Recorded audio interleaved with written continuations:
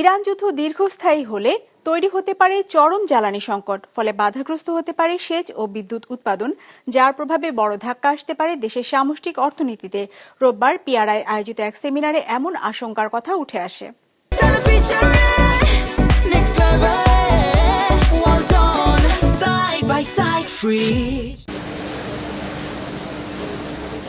টানা 7 মাস ধরে নেতিবাচক দেশের রপ্তানি আয়। বেসরকারি খাতে বিনিয়োগ কমেছে 22% মতো, তলানিতে ঠেকেছে সরকারি খাতের বিনিয়োগও। মূল্যস্ফীতিও ঘুরপাক খাচ্ছে 8 থেকে 8.5%। তবে অব্যাহত রেমিটেন্সের ঊর্ধ্বমুখী প্রবাহের কারণে বাড়ছে রিজার্ভ, স্থিতিশীল আছে বৈদেশিক মুদ্রা বাজার। তবে ইরান যুদ্ধের ফলে এরই মধ্যে অস্থিতিশীল পরিবেশ তৈরি হয়েছে বিশ্ব অর্থনীতিতে, যার আঁচ লেগেছে দেশের জ্বালানি খাতেও। পিআরআই আয়োজিত সেমিনারে অর্থনীতিবিদরা বলেন, চলমান সংঘাত দীর্ঘ হলে দেশের অর্থনীতির প্রতিটি শাখায় আসতে পারে ধাক্কা।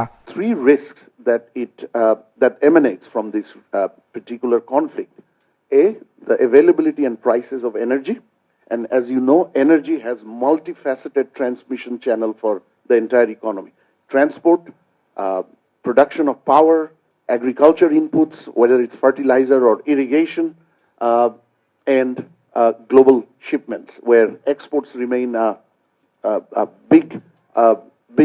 very important element for our macroeconomic stabilization and further strengthening the balance of payment and the foreign exchange scenario.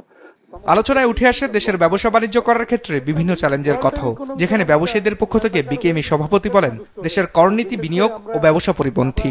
অভিযোগ করেন, জটিল কর কাঠামোর কারণে দেশের অনেক ব্যবসায়ী বিগত 3 বছর ধরে ভুয়া ব্যালেন্স শিট তৈরি করছে, ফলে বিপুল পরিমাণ রাজস্ব বঞ্চিত হচ্ছে সরকার। এনবিআর যে ট্যাক্সটা আমার কাছ থেকে এআইটি হিসেবে নিয়ে গেল, সেটাকে ট্যাক্সেবল ফিগার করার জন্য আমার প্রফিট কত বানাইতে হয়, ব্যাক ক্যালকুলেশন করে আমাকে ওই প্রফিটে যাইতে হয় ব্যালেন্স শিটে, তো গিয়ে ওইটাকে দিতে হয়।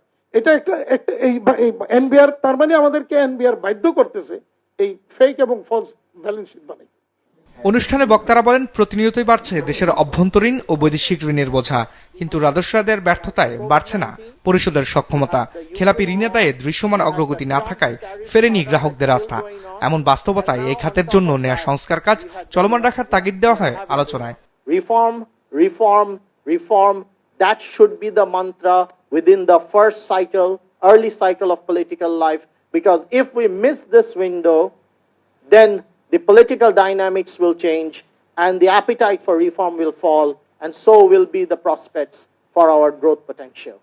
এ সময় অন্তর্বর্তী সরকারের সময় যুক্তরাষ্ট্রের সাথে করা বাণিজ্য চুক্তি থেকে সরে আসার আহ্বান জানান আলোচকরা। রায়হান শোভন, বিজনেস রিপোর্ট, মাছরাঙ্গা টেলিভিশন।